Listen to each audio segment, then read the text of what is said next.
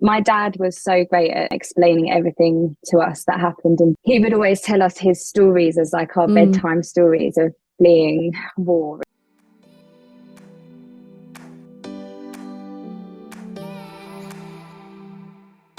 Welcome to the Higher Love with Megan podcast with me, your host, Megan Cooper, a holistic coach and trauma-informed practitioner.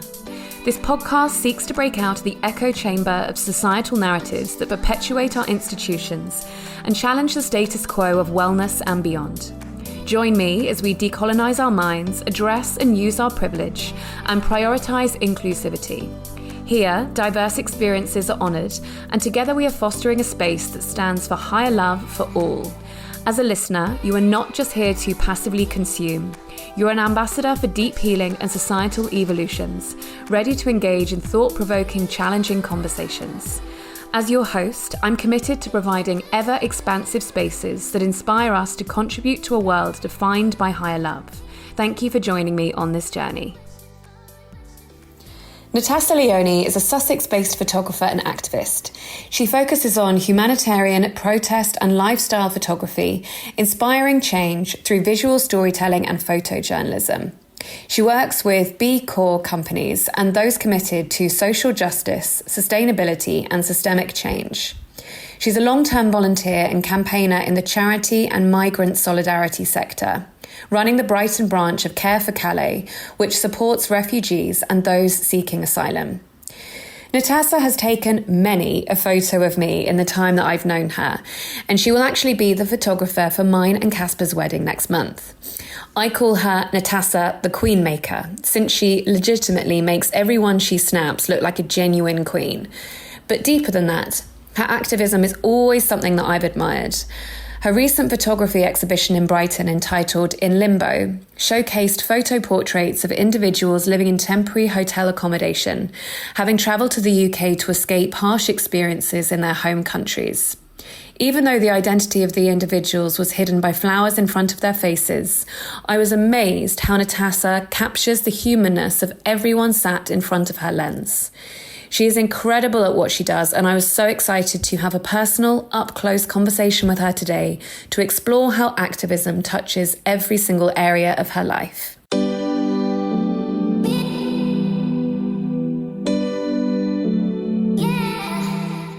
Welcome, love. I'm really, really excited to have this conversation with you. So welcome and thank you for being here, and I'm really looking forward to this conversation with you.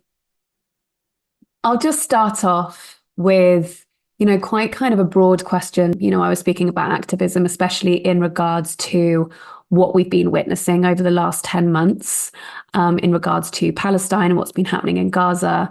And someone on my last podcast challenged my use of the word activism to replace it with humanism. So I just wanted to ask you, what does activism mean to you today? So interestingly, I was having this conversation with some friends of ours quite recently, and they saw activism as going to protests and being quite loud, and maybe found that space not the right energy for them, or quite intimidating.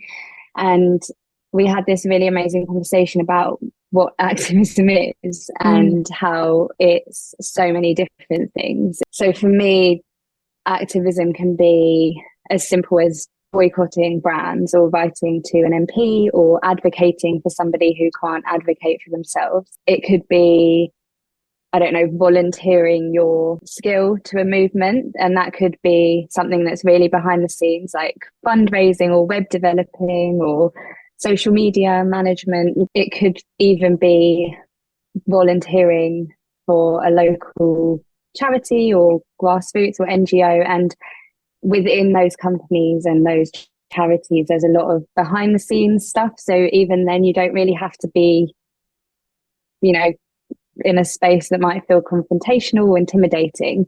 I think just activism looks like so many different things. And I do think there's a space for everybody. So obviously for me personally, it is being an extra body on the streets and protesting and offering my photography to a movement a lot of times. So that's where my activism is. And part of what I hear there is this like really coming together of unique strengths and talents, and perhaps us asking, what is my role within this? Yeah, I mean, activism or change wouldn't really happen if you were just one person. As an individual, you feel so helpless and you don't even know where to begin, because like you said, you can't do everything, and a lot of the time it requires a lot of different things to come into play. So community is a huge part of activism, and actually a fundamental part of it. I mean, change wouldn't exist if it wasn't for a lot of people coming together. You just mentioned having a conversation with some friends there who perhaps look towards activism that are like, don't know if that's something that I want to be a part of because it's all quite loud and protesty. And I know for myself that I've had conversations with people who associate activism with like anger and rage and, you know, oh, I don't want to, you know, be a part of that type thing. How do you find it going into conversations or having conversations where that is the narrative? I think I always go into it very open, because I do understand that different spaces aren't for everybody. And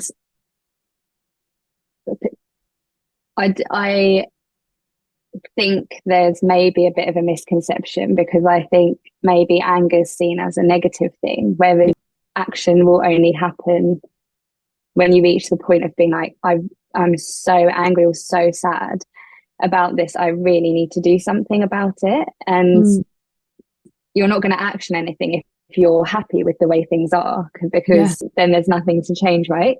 So I think going into those conversations very open, because if you're gonna go in quite defensive, you're not ever going to win anyone over. So you kind of want people to find their space and their place in a movement if they want to.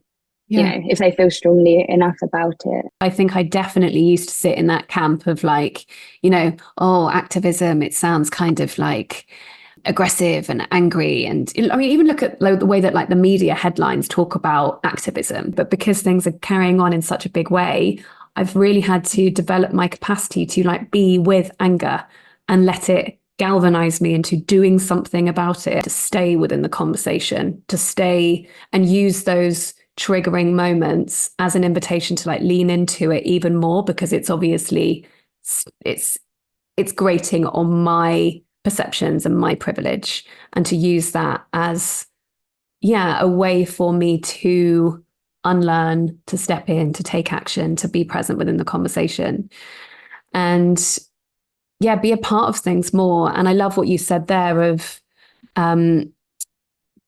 when you feel angry, when there's something for you to be a part of, to care about, yes, you could go away and reflect on it yourself and do that work, but also you could turn up with loads of other people who are all feeling the same. And I know that you and I were both at the anti-racism protests in support of refugees a few weeks ago. And that was an amazing thing to witness, because what we'd seen in those like riots was just absolutely abominable. And, you know, we'll get more into this, obviously discussing your work with refugees.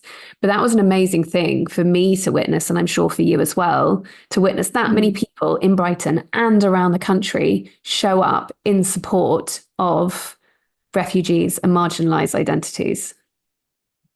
Yeah, it was so incredible. And this is what I mean, is like seeing how many hundreds of people, well, I think it was 1,000 people in Brighton in the end, but seeing how many people are willing to come together for something so important is what keeps me going and keeps me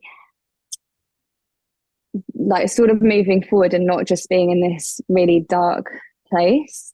Just to kind of do, obviously around the country, the support was absolutely incredible. But I do just want to also point out in Kent, they weren't so lucky, and they were outnumbered by the far right protesters. So, and I don't think that was covered a lot in the media. So while it's like feels like a really, really big win for us, and that feeling that we experienced, they didn't experience the same thing. So it just shows that next time, or whenever there's call outs to other cities, like we also need to show up if it's easy for us to get there. Amazing. I'd love for you to segue into talking about your work, because I know that working with refugees is a really big part of your activism. So I would love for you to speak into perhaps the run up to that as well, of like, how did you get into activism? Was it something that you were brought up within? How did you find activism? And then how did you get into your work with refugees? Yeah. So my story is very kind of easy to see why I've ended up where I am, really. Yeah. So my dad was a refugee in the 70s. So he was 12 when he was displaced from Cyprus, and he and his family, well, my family, made their way to the UK via various refugee camps. And in 1995, so I would have been 5 or 6, we went to our first protest. So we went to a protest the island. So Cyprus is still an active ceasefire zone. So there's no active conflict or war, but there's no solution. So it's still a split country, with UN presence quite heavily along the border. And then in 1998, so I took my camera to my first protest. Wow. When I was 8 or 7 or 8. And then it just kind of was always embedded in me. And I kind of went away from it. I did, university, and was a bit silly and didn't really know what I was doing. And then I went traveling. And then when I came back from all of that time, I accidentally stumbled upon Extinction Rebellion. And it was a protest of 14 people in central London. And I happened to have my camera with me. So I just joined and took some photos. And I asked them who they were, and found out this name, Extinction Rebellion, and came back to Brighton, found out that they had a very small group here. So I joined, and then XR, I guess, was like a little gateway back into activism. It was a very easy step for a lot of people because it was quite, I guess, like non-direct action. It was very kind of soft activism, but for something really important. And then COVID hit in 2020. And a friend and I had always spoken about going to Calais and helping in the refugee camps in Calais. And because we weren't working and everything was kind of shut down, the following winter, we got a humanitarian visa to go over to Calais during lockdown. So we went over for 2 weeks and volunteered with a charity called Care for Calais. So we just volunteered with them for 2 weeks, and we found out that back in the UK, Care for Calais was just becoming kind of a bigger presence because they were only based in France originally, and that each city kind of had their own group that just any volunteer could start up a group in their own city. So when we came back to Brighton after that, we set up Care for Calais Brighton. And at the time, there weren't that many people that were housed in Brighton and Hove. So we were helping in the surrounding areas. But then the first hotel opened here in Brighton. So then our work became a bit more needed. Yeah. And back then it was a lot different to how it is now. But now we've gone from 1 hotel to 2 hotels back to 1 hotel. So it's kind of been a bit of a journey. So yeah, that's kind of my journey into where I'm at now. I actually just want to go back to you going to protests as a child, to ask you, do you have a conscious memory of that? Or what was it like for you to go to protests as a child? I remember every chant that we did, and that's the only memory I have. Like, I don't really remember. I don't know if it's memory or the photos, which is why I think the chants are the only thing I know in my memory, because there's no footage of those. I just think my dad was so great at explaining everything to us that happened. And he would always tell us his stories as like our bedtime stories of fleeing war. And so I think I knew I was there for something really important because my dad did such a great job of educating us. Wow, amazing to have found those photos that you took and, however many, 30 years later, be doing what you're doing, taking photos still at protests, how powerful. Maybe one day you need to have a full exhibition of like your whole entire like protest life. Amazing. I love that. And I was also really interested to ask you, when you went across to Calais during COVID, what was it like working over in Calais at that time? So the way that it works is that you go and you volunteer, and it had to be a minimum 2 weeks at the time because of COVID. So Care for Calais used to allow weekends or one day if it were, if you just had a long weekend and you wanted to do something meaningful with it. So we had to be there 2 weeks minimum, and it was January, so it was snowing.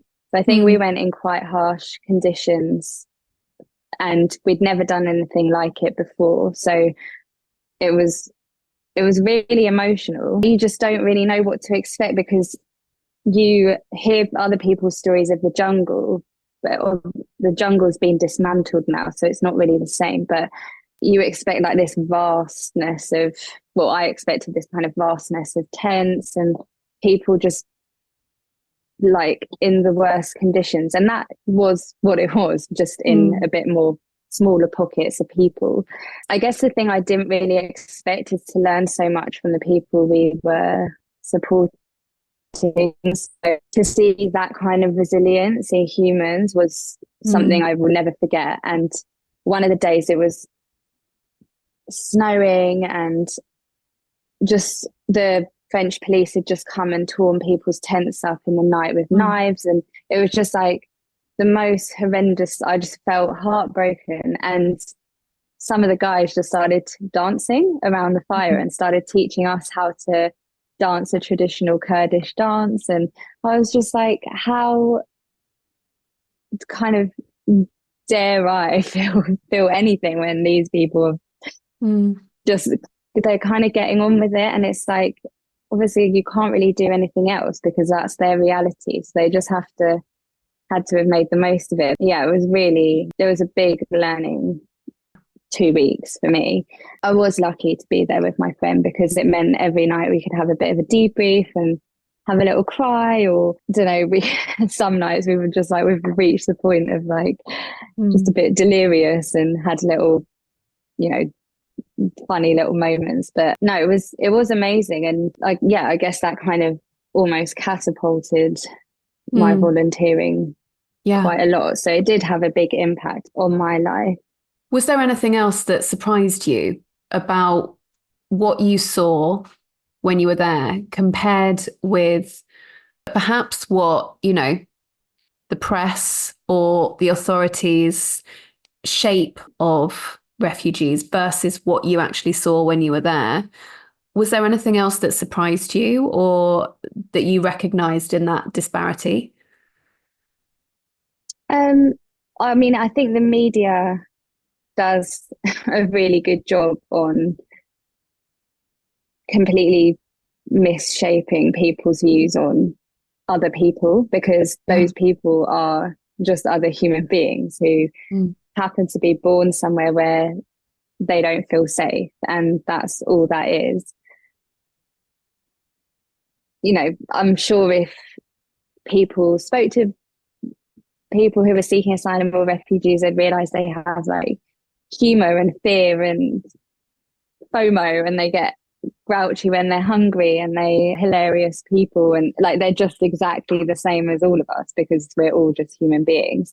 I don't think I had any misconceptions to break going into it about other people. It was more about me and how I thought I might feel, and then coming away learning so much was what I didn't expect to happen. I just thought I was going to go and help people for 2 weeks. I didn't quite realize that they would teach me so much. What do you feel like you learned? Firstly, I learned all the different reasons why people might be fleeing and why people want to seek safety in the UK. I think I didn't really delve into that. I didn't ever question it.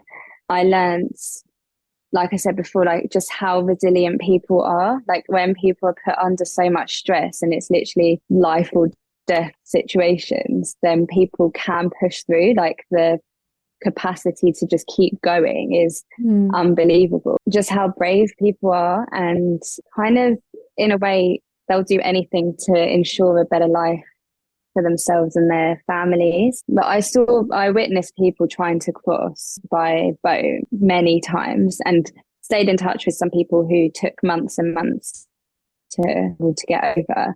And I just think, God, I would have just given up, but they just don't.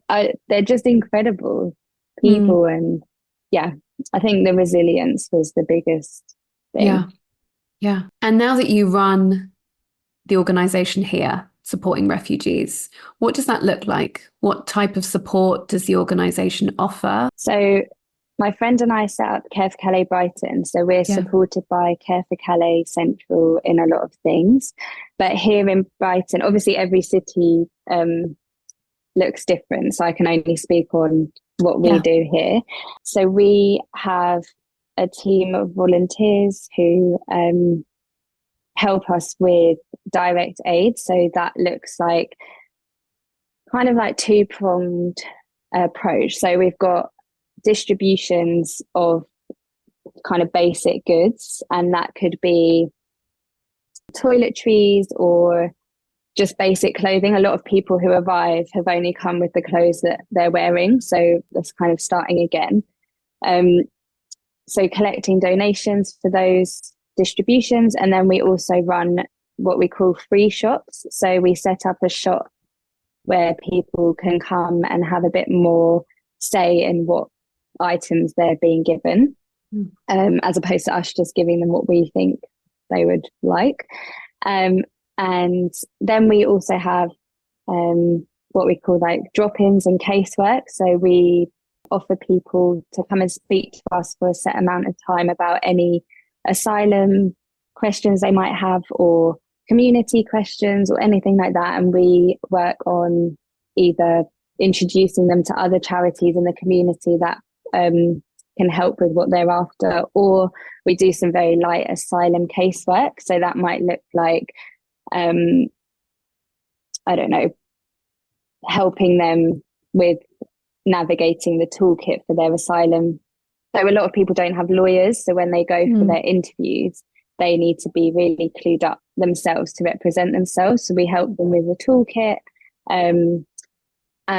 or we might help put some letters into a bit more simple English. So some of the letters that the Home Office send, they're always in English, and they're always in quite complex language that even sometimes sort of native English speakers can't understand.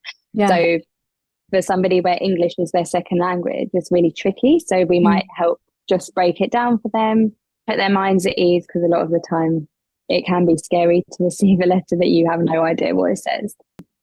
And something that I hear there is, you know, even in the way that you distribute clothing, instead of it just being like, here's some donations, here you go, you do it in a way which is you get to choose which donations you take.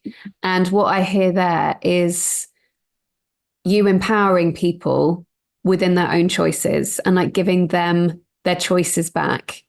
And I suppose that that's a much more like dignified way of distributing help and support. Well, so many people have had so many things out of their own control for so long, and then they arrive here and they are put in temporary hotel accommodation where they have no autonomy over anything at all. So again, like one of the things we learned in Calais in terms of the charity stuff is that Care for Calais are really hot on making sure everybody has equal opportunity. So we don't ever want to say it's first come, first serve, or you need to meet us at this way, load this stuff, because if somebody isn't confident to walk across town, or if somebody isn't confident to push to the front of the crowd, they're always going to get left behind without anything. So the way we do things seems quite strict in a way, but it means that everybody gets equal opportunity and then autonomy once they get to the front of the line. And it just, it means people have choice, and a lot of people might, want to explore their fashion style now that they're here and they've got a bit more freedom, maybe in terms of that. Obviously not freedom in terms of most other things, but it's like a tiny sprinkling of a bit of, having something that they've chosen, which is why also we make sure like everything that we give to people, like offer to people, almost like new, just because we also think it's not a charity shop where I might go in and see a hole in a dress and think, oh, I can sew that up, that's fine. If we give that to somebody who already doesn't have a lot of choices, it doesn't feel very nice for them to receive. So it's just good to give like really good quality stuff so people feel a bit fresh and nice. Yeah, totally. And I guess that feeds into the exhibition that you did in Limbo, the photographs that you took of refugees. And I mean, you can speak about this much better than I can, but I mean, I saw the photographs that you did. Can you speak to how that influenced the exhibition that you did within Limbo? Yeah. So my friend and I who did in Limbo, we're the ones that set up Care for Calais Brighton. So we've been supporting people for 3 years now in Brighton, and we just realised how hard people have already had a really hard journey, and then they get to the UK and they think they might start working, or they might continue their education, or they just feel safe here, and then they get put in this promised temporary accommodation, which is actually that a lot of people are there for roughly 2 years, or a year to 2 years, where they, people can't even wash their own clothes on their own, and it just gets sent somewhere to be done, and then everything gets mixed together and people lose socks and stuff, which is a small thing, but when that's somebody's everything, it's not good. People get given £8.86 a week, I think it is. So everything is kind of built to not give people a lot of freedom to do much. And obviously we have become friends with a lot of people that we support, and we know their stories because they trust us to share them. And we just thought, we are already quite empathetic to people, which is why we're in this space, but these stories need to be heard by way more people, and really to understand how difficult it is to live in these temporary hotel accommodations. So we just reached out to everybody and said, does anyone want to share your story with us? This is what's going to happen. It's going to be an exhibition. And then the people that came forward and bravely shared their stories ended up in the exhibition, along with some facts and figures about the Home Office and hotel accommodation. But I guess there's a lot of narrative that the hotels are really luxurious and lovely, but I mean, I've seen photos of the food that they get served, and there's like, it's just disgusting. There's hair in it, there's maggots. It's like, it's just not a good situation. So we really wanted to be able to have a platform to share all the stories and information with a wider audience. Yeah. And, for people that obviously haven't seen the exhibition, it was people having their photographs taken, but with flowers in front of their faces. Can you speak to that? What was the kind of inspiration behind the way that you took the photographs? So we wanted people to feel really safe with sharing their stories, especially because, again, there's a lot of kind of fear that if people speak up, their claim will be affected. Yeah. So we wanted to give people the chance to speak and not be known who they are, if that made them feel more comfortable. And we found that a lot more people did want to share their stories if their identity was kept hidden. And we also wanted to make sure that the beauty of the person was still portrayed, even though it was an anonymous portrait. So we decided on flowers because flowers are like, everybody finds flowers really beautiful, and they're kind of like a sign of beauty and regrowth and vibrancy and color. And we wanted to make sure that the portrait was still beautiful, as are the people behind them. And then, my friend did the interviews, and we voice recorded them and then got them translated. So tried to translate them in the best way that we could to make sure everybody's voice was really being heard. Yeah. What was it like for people to get the opportunity to tell their story in that way? I think it was quite cathartic for a lot of people. It was quite an emotional process. So we also interviewed people at different stages of them having lived in hotel accommodation. So some were really positive and they'd been there for maybe a month. So they were quite surprising because all the others were not as positive. But we didn't also want to direct anybody's story. We just wanted it to be like, how are you finding it? Whether that's great or that. What we found quite hard is when we could tell someone was being quite emotional, but they weren't speaking in English, so we couldn't reciprocate appropriately in the moment, but we made sure to follow up afterwards. So yeah, it was very interesting. I mean, it was incredible to just hear from everybody. And it was amazing that they were so open with us. What does your dad think of the work that you do now? He is so proud. He was like, people like you helped me when I needed it, and now you're helping them. And yeah, and I think, well, my dad's one of the only items my dad treasured from his childhood was his camera. So I think also that I'm also a photographer, I think it's just like, he's just super, proud that I'm in this space. Well, I hope he is. No, I know he is. He does tell me. Yeah. Amazing. Yeah, it's nice.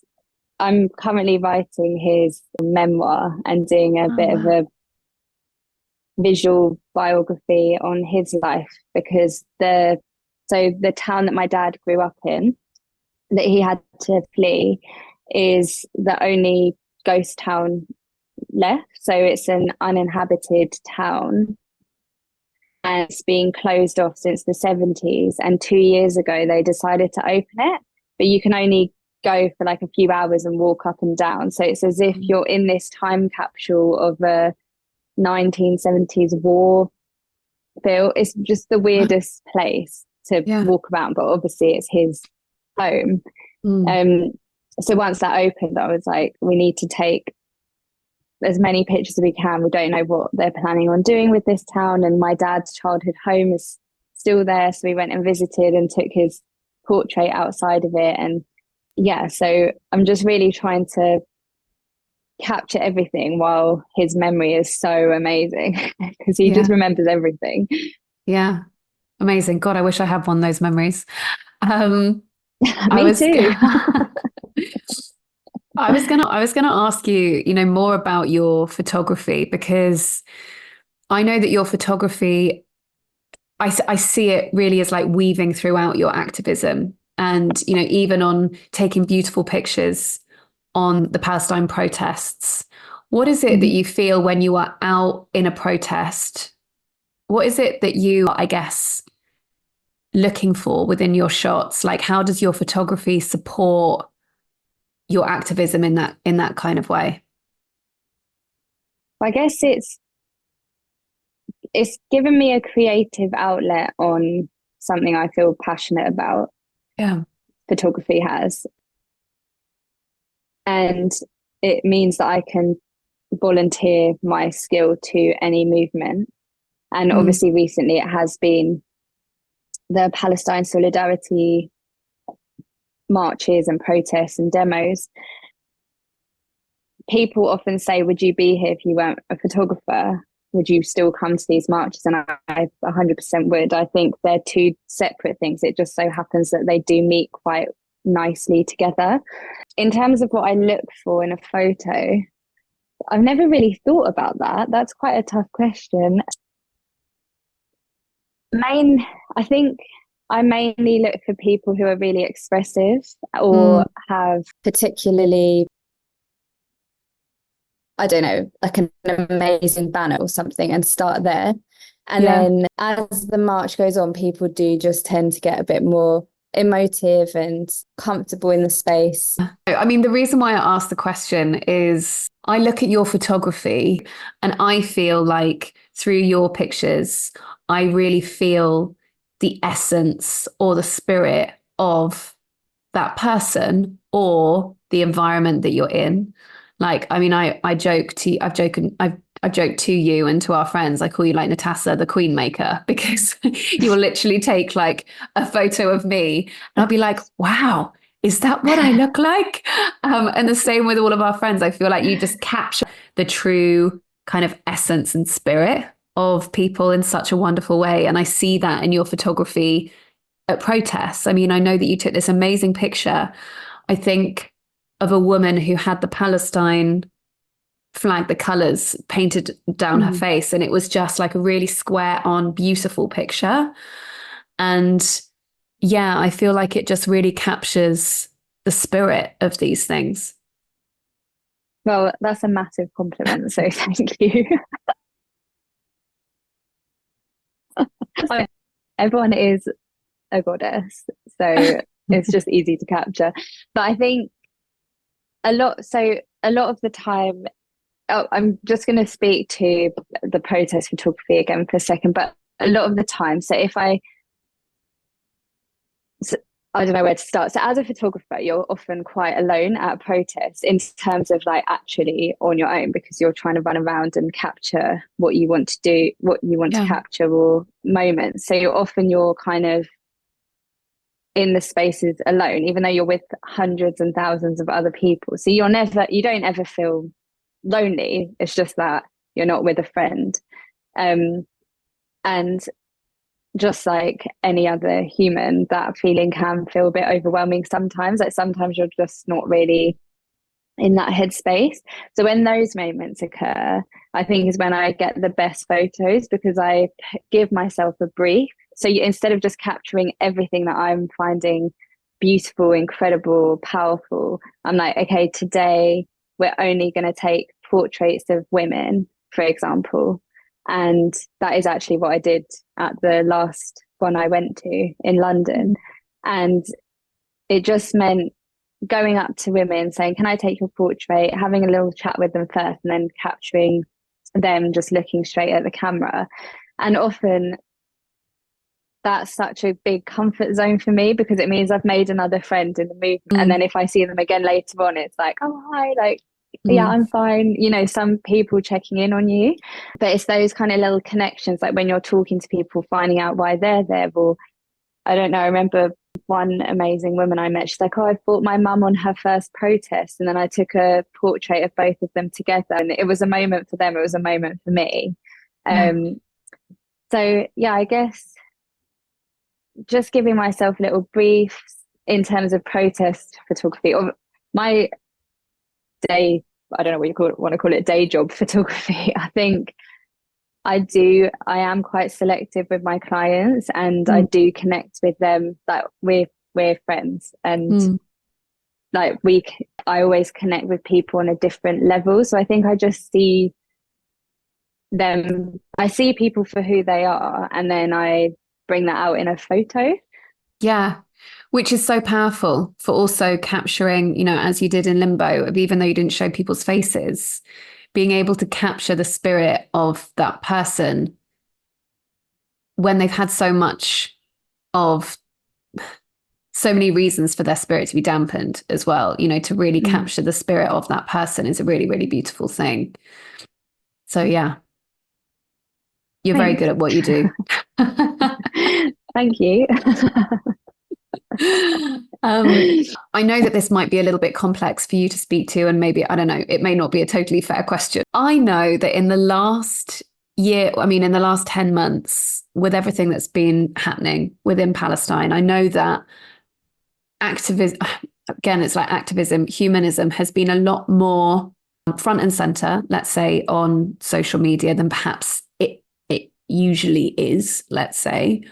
And I know that a lot of people within the wellness world, because obviously that's my industry, that's where I work, perceive that activism is very separate from what they do working in wellness. And I see this pattern of like people seeing that like activism is very separate from like their life, their work. I know for you that activism is entrenched in who you are and the fabric of your life. So I know that you would see things differently. But how do you see that for someone that works within wellness, someone that works within a different industry who perceives themselves to be separate from activism? And, you know, how do you see activism as just like part of how life should be in 2024 when we're facing so many different challenges? I think a good way to maybe put it to people in the wellness space is that you're just like anything you might do, like yoga, meditation, going for a run, a swim, whatever it may be. You're doing something in the present moment for future benefit. And that is what activism is. So you're doing something now to benefit the future. So I actually think they're kind of very aligned in the way of thinking. I mean, if you see it how I just said it, it does feel like it is one and the same. I think there is a space for taking a step back as an activist and resting, because resting is important. Yeah. I also think there's a lot of space for joy in activism because you're celebrating with your community. That may be celebrating a win or celebrating that you, I don't know, you're all together even. I mean, for me, going to a protest, I think I have kind of maybe touched on this already, but it is a massive release for me because it feels like I'm actually doing something about it. I personally love to shout, so I'm like shouting it out. For me, that's a big release. I'm being sociable. I'm meeting people all the time. I make the effort to speak to people in those spaces, building on my community, which is so important. Obviously, I'm not in the wellness space, so I can't like speak from experience, but just from, I know a lot of people in the wellness space. I obviously do practice a lot of things in that space, but I'm not a practitioner, so I can't speak as a practitioner, but that's how I see it. Yeah, totally. And you know, you're preaching to the choir here. For me, I think that has become part of me being well, if that makes sense. And like part of me advocating for well-being, full stop. Like I can't advocate for like well-being for just like some people and not everyone. Yeah. Also, just off of what you've said is that, for example, with Care for Calais Brighton, one of the biggest things that people do ask us for is free gym membership or free classes and that, or free yoga or free Pilates or whatever it is. So even like volunteering, as I said earlier, like volunteering your skill to a charity or a movement is really important because that's what keeps it going. So if you're in the wellness space and you think, oh, I think they're separate, it's actually like, well, the people who are oppressed and have had to flee and are now living in a really tough situation where they can't afford that, like you said, it is a privilege to have that. So even volunteering that is actually going to make quite a big change to some people's lives.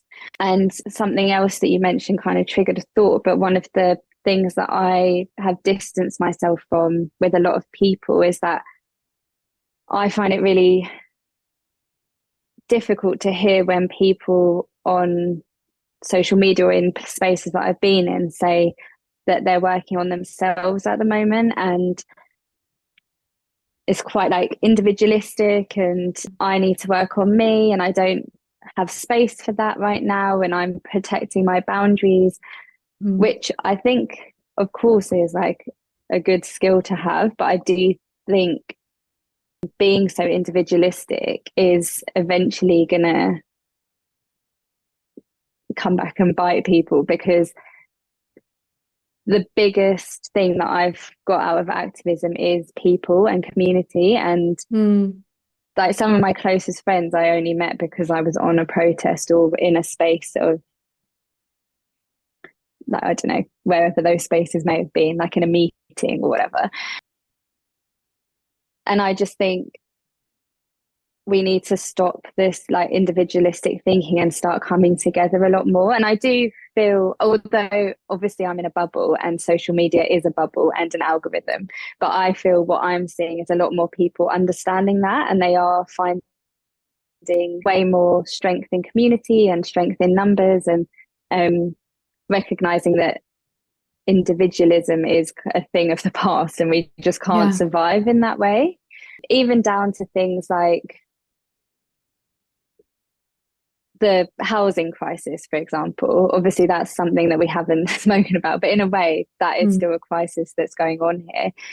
People are having to start thinking of alternative ways of living, and that is within community. So it's all kind of leaning towards that. And I find a lot of the wellness spaces are the opposite of that, which feels so strange, because it's like you're promoting or advocating this like peace and happiness, but only for yourself. And I just, like you said earlier, I just find that very problematic. And if I feel that energy from someone, I just will distance myself, because I just wholeheartedly disagree with that frame of mind. Yeah. Amen. Something that was coming up for me there. Leah Kim, who is the podcast host to Voices on the Side. I don't know if you've come across her podcast. I love her podcast. It's great. I interviewed her as a guest. Something that I heard her say on one of her podcasts was that the opposite to this, I need to go and regulate myself and I need to go and work on myself. She was like, I feel most complete within myself when I've actually leaned in and stepped in and taken action alongside other people in any way that I can. Then it makes me feel like I'm doing something, like I'm contributing in any small way, which I think when we're in that place of community and collaboration and connection, it makes us feel more, I don't know, like empowered. It makes us feel like we're at least moving towards the right place, as opposed to, well, I'm just going to like sort that out here within myself where I'm not actually really doing anything. For her, the taking action was the antidote to feeling helpless and lost and sad and in grief and in anger.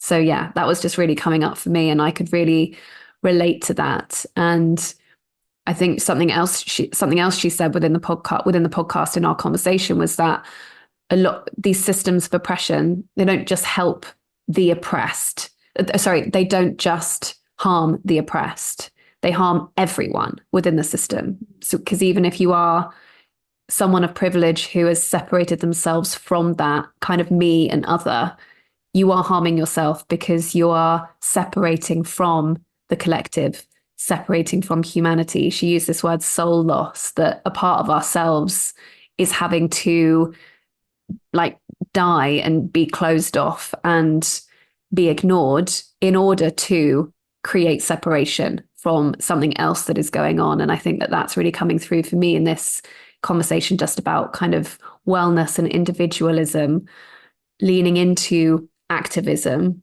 coming together with other people and just doing what we can in any way, shape or form. For me, that is the antidote to a lot of the stuff that we're seeing. Yeah, I think if you're in a position to take action, that obviously some people are literally living mouth to mouth, 2 jobs, like there isn't time. But if you're in a position where you feel so strongly about something and you want to make change, the only way is to stop thinking as an individual. And I think we mentioned it at the beginning, but change, it is like collective change and collective action, and that will never ever happen if we're all working on ourselves. Just building on what you just said there, what would you love to see going forwards? And I mean, maybe let's just think kind of shorter term as well, longer term, because I feel like we're all just trying to like get through kind of month to month. But no, what would you love to see within activism, within the approach that we have collectively towards refugees, towards marginalized groups? What would you love to see next as a society? I think I would love for people to see refugees and people seeking asylum as their neighbours, and not say, oh, those refugees or those asylum seekers. So they are firstly people, and then they are seeking asylum, and they are our neighbours, and they're our friends, and they're us.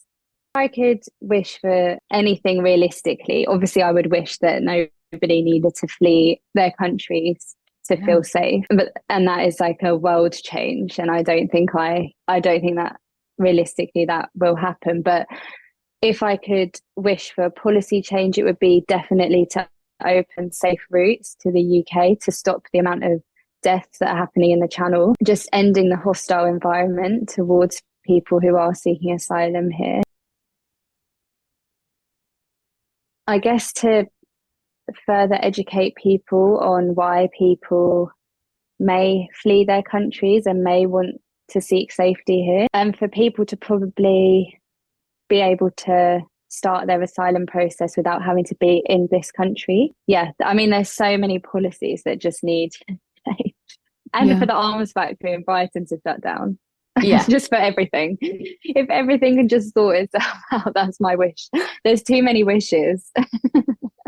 I need like 10 genies. If I find any, I'll let you know. Thanks. But yeah, I think on a very small scale, see people as your neighbour, and I'll have that as my initial wish.